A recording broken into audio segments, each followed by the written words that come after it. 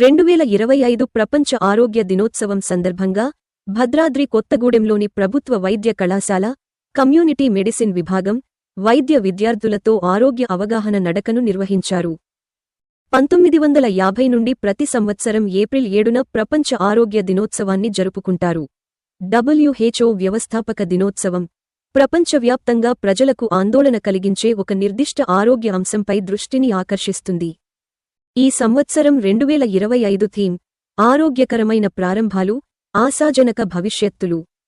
నివారించదగిన ప్రసూతి మరియు నవజాత శిశువు మరణాలను అంతం చేయడానికి ప్రయత్నాలను వేగవంతం చేయడం మరియు మహిళల దీర్ఘకాలిక ఆరోగ్యం మరియు శ్రేయస్సుకు ప్రాధాన్యత ఇవ్వడం.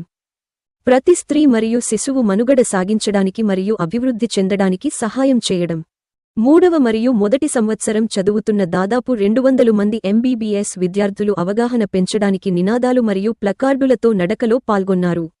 విద్యార్థులతో పాటు principal doctor Raja Kumar 7th April world health day సందర్భంగా government medical college Bhadradri Kothagudem students మరియు ఫ్యాకల్టీ మరియు ప్రిన్సిపాల్ కలిసి కొత్తగూడెం మెడికల్ కాలేజీ నుంచి ఒక హెల్త్ వాక్ అనేది కండక్ట్ చేశాము. అప్ టు కలెక్టరేట్ దగ్గర వరకు. ఈ హెల్త్ వాక్ యొక్క ముఖ్య ఉద్దేశము హెల్త్ అవేర్నెస్ టు ఆల్.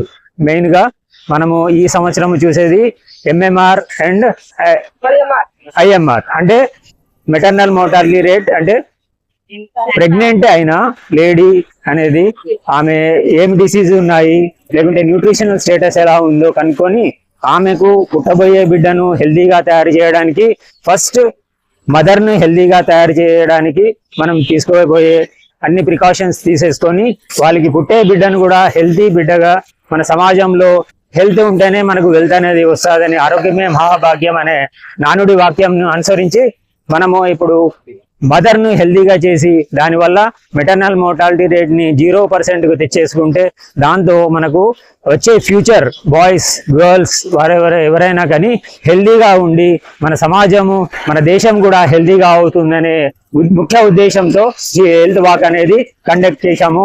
దీంట్లో government medical college students and faculty కూడా పార్టిసిపేట్ చేశారు. Thank you.